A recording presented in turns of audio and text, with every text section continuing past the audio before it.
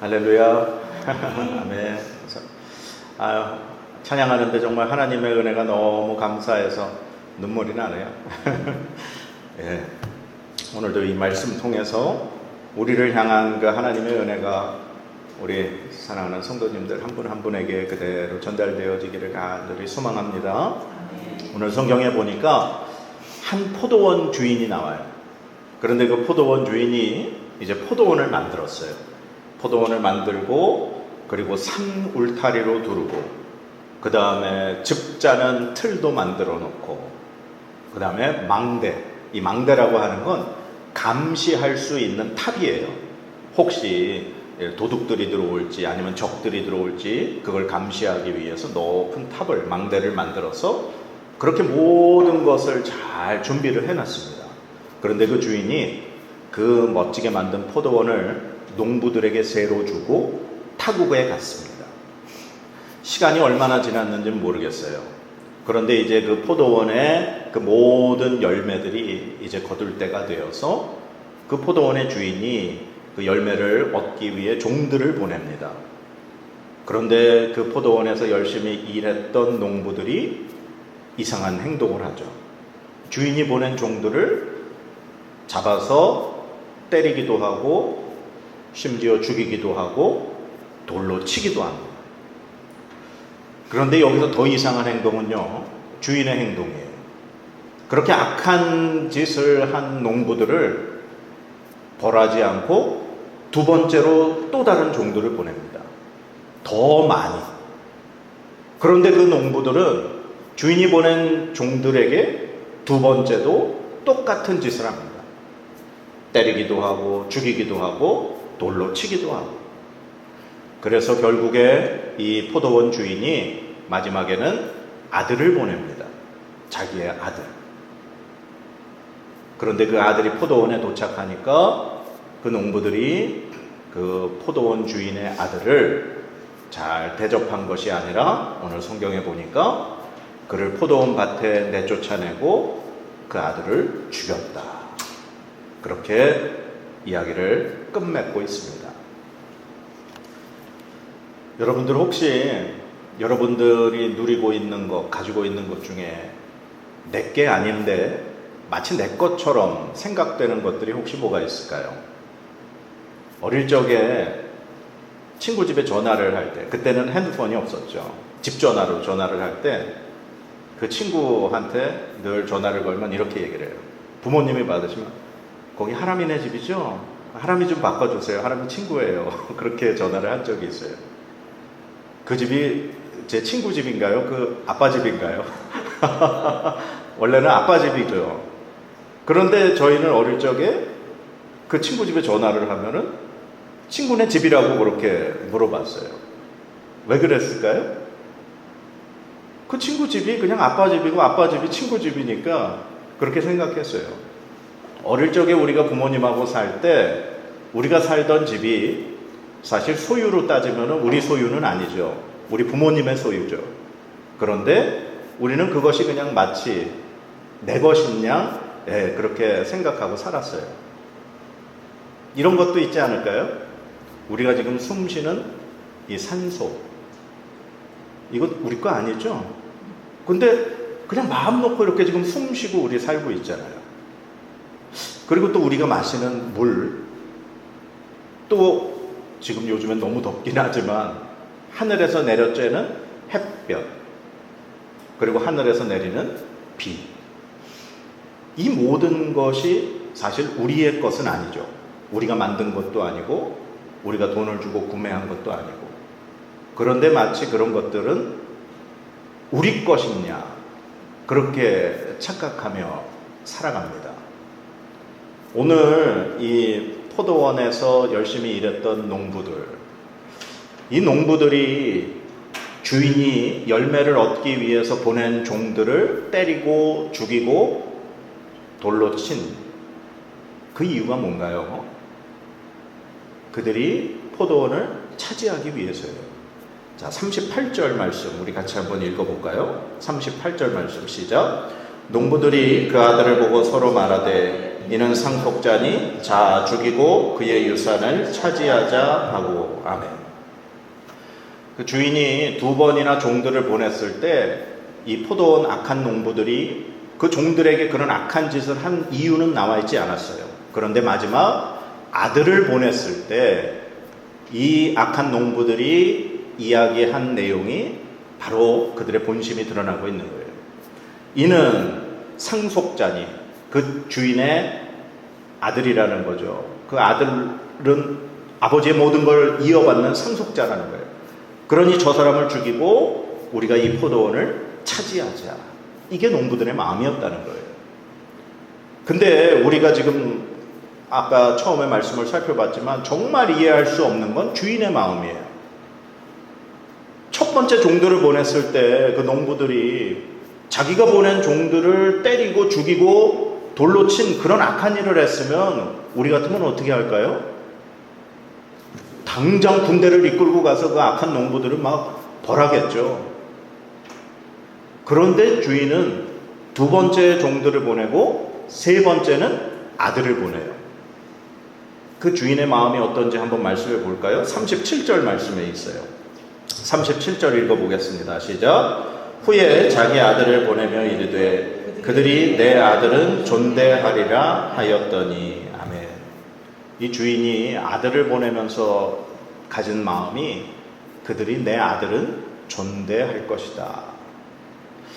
야, 이 주인의 마음을 정말 이해할 수가 없어요. 어떻게 이런 사람이 있을 수가 있을까? 바보가 아닌 이상 내 것을 차지하려고 그렇게 악한 짓을 하는 농부들을 용서하고 기회를 주고 마지막은 아들까지 보내면서 그들에게 기회를 주는 이 포도원 주인의 마음. 우리가 알듯이 이 포도원 주인의 마음이 누구의 마음인가요? 하나님의 마음이죠. 하나님이 이스라엘 백성들을 향해서 참고 인내하시고 기다리셨던 그 마음이에요. 우리가 인간적으로 생각했을 때 이 주인이 한 행동이나 그 마음을 우리는 절대로 결코 이해할 수 없습니다. 우리 인간은 하나님의 마음을 절대로 이해할 수가 없어요. 하나님이 우리를 향해서 지금까지 참고 인내하시기 때문에 우리가 지금 이러고 살고 있는 거 아닐까요? 만약에 포도원 주인이 첫 번째 종들을 보냈을 때 농부들이 악한 행동을 한 것을 바로 군대를 이끌고 가서 멸해버렸다면 지금 하나님 앞에서 살아남을 인간이 있을까요? 하나님이 참지 않으셨으면 우리 인간은 다 아마 멸망할 수밖에 없었을 겁니다. 자, 예수님이 우리 42절에 이런 말씀을 해주셔요. 우리 42절 같이 한번 읽어보겠습니다. 시작. 예수께서 이르시되 너희가 성경에 건축자들이 버린 돌이 모퉁이의 머릿돌이 되었나니 이것은 주로 말미암아 된 것이요 우리 눈에 기이하도다 함을 읽어본 일이 없느냐. 아멘. 예수님이 이 비유를 해주시고 나서 이 말씀을 하셔요. 이 말씀은 시편 118편에 있는 말씀이에요.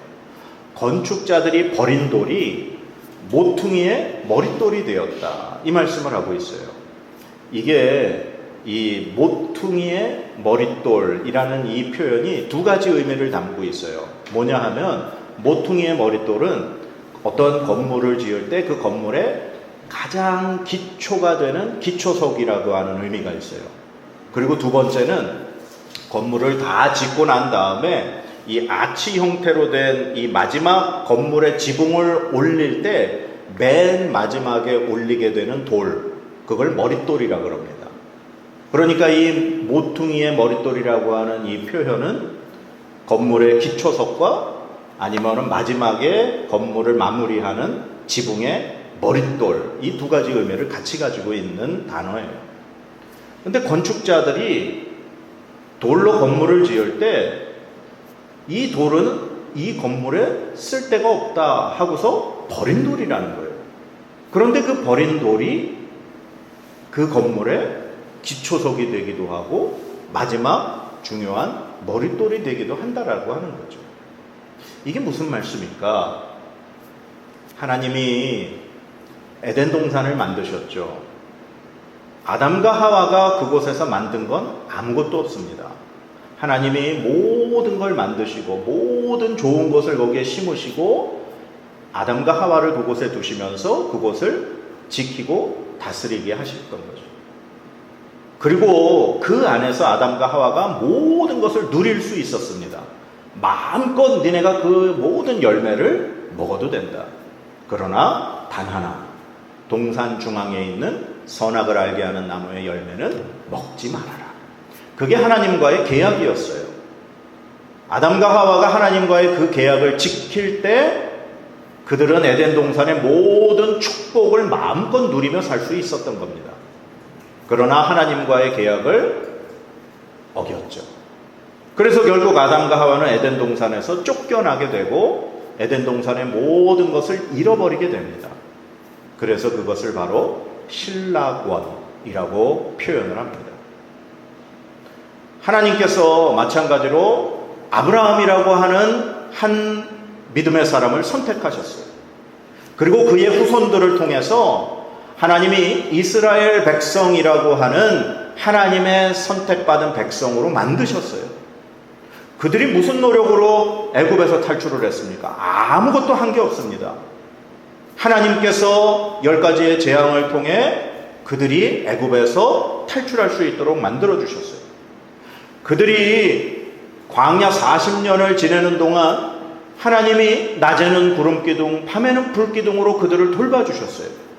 그리고 아침마다 만나라고 하는 것을 통해서 그들을 먹여주셨고 메추라기를 통해서 그들에게 또한 단백질을 공급해 주셨어요. 그리고 하나님이 모든 것을 준비해 주신 젖과 꿀이 흐르는 가나안 땅에 그들을 들어가서 살게 하셨습니다. 그들이 하는 것은 하나님께서 모세를 통해서 주신 율법을 지키는 것. 그것만 하면 어떻게 보면 하나님께서 주신 모든 것을 누릴 수 있는 그런 백성이었어요. 그런데 어떻게 됐어요? 그들이 가나안 땅에 들어가고 난 이후에 그들은 하나님을 버렸습니다. 하나님을 섬기지 않고 우상을 섬기고 그 땅에 있는 이방신들을 섬기며 하나님을 버리는 그런 악한 일을 했어요. 결국 그들은 하나님에 의해서 바벨론의 포로로 잡혀가게 되고 그리고 다시 포로에서 돌아와 그들은 나라를 다시 이루어 그렇게 살게 됐습니다. 그러나 건축자들이 자기들이 쓸데없이 이 돌이라고 생각하면서 버렸던 것처럼 하나님께서 그 아들 예수님을 보내주셨는데도 불구하고 지금 이 대제사장들과 바리새인들은 예수님을 알아보지 못하고 십자가에 죽이려고 지금 애쓰고 노력하고 있다라고 하는 그 모습을 오늘 말씀을 통해 보여주고 있는 겁니다. 포도원 농부가 악하게 그 주인이 보낸 종들에게 행하고 마지막에는 그 아들까지 죽이는 악한 일을 한 그 이야기를 통해서 예수님은 지금 그 유대인들에게 하나님이 너희를 향해서 얼마나 지금 참으셨는지, 하나님이 얼마나 많은 선지자들을 보내고 하나님께서 얼마나 너희들에게 수많은 그러한 종들을 통해서 너희들이 돌아오기만을, 회개하기만을 바라셨는지 지금 예수님이 말씀을 해주고 계시다는 사실이에요. 자, 그러면 이 포도원 주인이 마지막에 그 악한 농부들을 어떻게 하겠느냐라고 대제사장들과 바리새인들에게 질문하셨을 때 그들이 당연히 주인이 군대를 이끌고 가서 그들을 진멸하고 그 포도원을 제대로 열매를 바칠 만한 다른 사람들에게 줄 겁니다. 그렇게 얘기를 하죠. 옳다. 그러면서 예수님이 이렇게 말씀하셔요. 43절 말씀 같이 한번 읽어보겠습니다. 시작. 그러므로 내가 너희에게 이르노니 하나님의 나라를 너희는 빼앗기고 그 나라의 열매 맺는 백성이 받으리라. 아멘.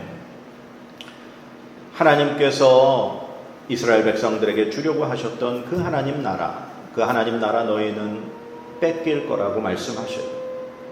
하나님이 수많은 기회를 주셨고 하나님의 아들이신 지금 예수 그리스도까지 이 땅에 오셔서 복음을 전하셨는데 지금 그들이 예수님을 거부합니다. 그리고 예수님을 죽이려고 하죠. 그래서 예수님 말씀하시기를 하나님의 나라를 너희는 결단코 차지하지 못한다. 누가 그 하나님 나라 차지한다고 지금 그러셔요? 그 나라에 열매 맺는 백성. 그 나라에 열매 맺는 백성이 대신 얻을 것이다. 그러면서 예수님이 그 아까 건축자의 버린 돌이 모퉁이의 머릿돌이 되셨다. 그 말씀을 이렇게 해석을 하십니다. 44절 말씀 읽겠습니다. 시작. 이 돌 위에 떨어지는 자는 깨지겠고 이 돌이 사람 위에 떨어지면 그를 가루로 만들어 흩트리라 하시니. 아멘. 아까 그 건축자의 버린 돌 예수님이라 그랬죠. 예수님은 이스라엘 백성, 하나님의 선택하셨던 그 유대인들, 건축자들이 버린 돌이었어요. 그러나 나중에 하나님이 그 건물을 완성하시고 나서 봤더니 그 건물의 기초석과 마지막 머릿돌은 누구였다는 거예요? 예수 그리스도였다는 거예요. 이 말을 자세히 우리가 생각을 해보면 하나님이 완성하신 새로운 하나님의 나라, 하나님의 그 거룩한 새로운 나라의 기초와 마지막은 바로 예수 그리스도라는 겁니다. 예수님을 통하지 않고서는 결단코 하나님 나라에 들어갈 수 없다라는 말씀이에요. 그런데 이 돌이 사람들이 그 돌에 걸려 넘어진다. 이 돌이 사람들 위에 떨어진다. 이 말은 무슨 말이냐? 예수 그리스도를 받아들이지 않는 사람들을 의미하는 거예요. 예수 그리스도를 거부하는 사람들을 의미하는 겁니다. 예수 그리스도를 거부하고 받아들이지 아니하고 믿지 아니하면 마지막 날 예수 그리스도께서 이 땅에 심판자로 오시는 그날 그들은 그 주님 앞에서 영원한 멸망받을 그러한 지옥의 벌에 처해질 수밖에 없다라고 하는 것을 예수님이 경고해 주시고 계시는 겁니다. 사랑하는 여러분, 우리가 지금 가지고 있는 이 모든 것의 주인 누구실까요? 하나님이십니다. 우리가 지금 누리면서 우리가 지금 소유하면서 그렇게 살고 있는 이 모든 것이 우리 것 같아 보여요. 우리가 천년만년 살 것 같고 우리가 천년만년 누릴 것 같이 생각합니다. 그러나 우리는 결코 그렇게 하지 못합니다. 이 모든 것의 주인은 하나님이십니다. 이 악한 포도원 농부들이 그 주인이 보낸 종들을 죽이고 심지어 아들까지 죽이면서 가졌던 마음은 이 포도원을 우리 것으로 만들자라는 그 생각이었습니다. 그러나 포도원 주인은 그들에게 기회를 주고 회개하고 돌이키기를 바라셨던 거죠. 포도원 주인과 농부들은 서로 다른 두 마음을 가지고 있었어요. 오늘 우리들이 마찬가지입니다. 하나님 앞에서 우리가 가진 이 모든 것이 하나님의 것임을 기억해야 하는데 이것이 마치 우리 것이냐, 이걸 우리가 차지하자라고 생각을 갖는 순간 우리는 하나님과 멀어지게 되고 우리는 하나님과 상관없는 악한 죄인으로 변하게 되어버리는 겁니다.